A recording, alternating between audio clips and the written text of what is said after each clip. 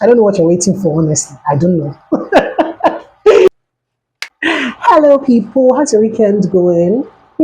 How's your week? Did you have a stressful week? Are you resting? Tell me what you're doing. Okay, so today we're still talking about family by choice. Like I said, four characters. So today we're on character number two. His name was Kang Hae-Joon. He was the basketballer. I think among all the characters in the series, of all the characters in the series, he's one of the two characters that I felt the most empathy for. And maybe sometimes I felt a lot of sympathy as well in some parts of the series. When you watch it, you would understand, or if you've watched it, you would understand. So, this guy, he's the kind of person that has a very loyal heart. He's also the kind of person that is very kind, doesn't want to hurt people. Yeah, he will fight if he's annoyed.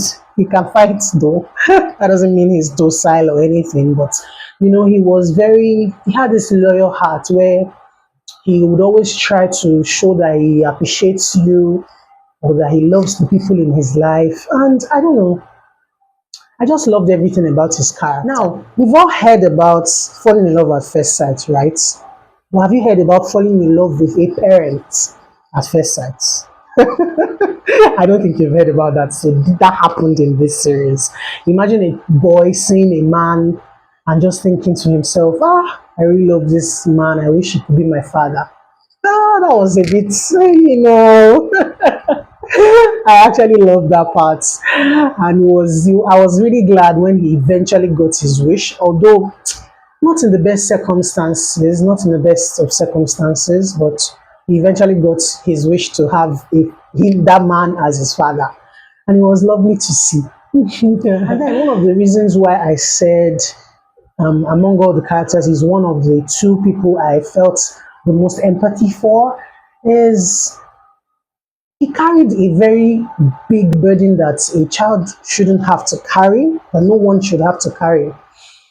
And it was the burden of repayments. Let me explain. Now, this burden was not put on him by his father or his immediate family. It was more about the way everyone around him, neighbors and the likes, perceived him, and the way his aunt also, always spoke to him.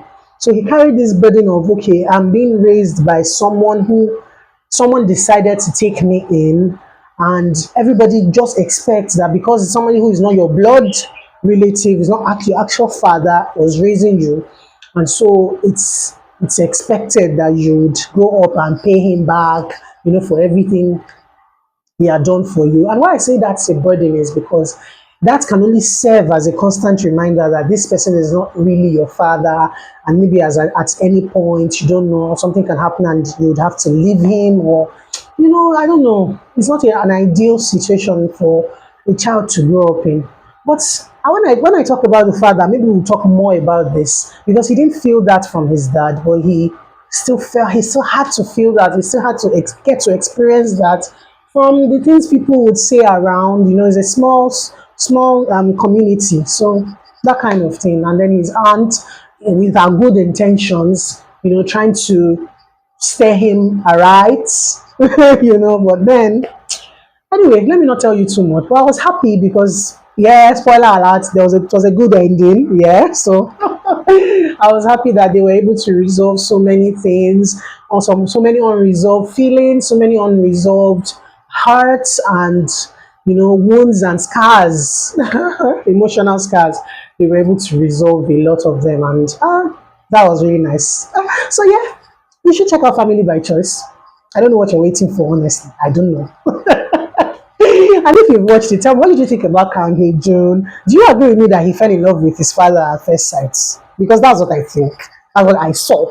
That's what I watched. So let me know what you think about him. Did you think he was a lovely person, a lovely boy? Just anything. And if you want to tell me about any other series, you want me to talk about any other movie from Hollywood, from Nollywood, wherever, let me know in the comments as well. So guys, enjoy your weekend. Try to rest if you know you've worked a lot during the week. Okay? So take care of yourselves, and I'll see you on the next one.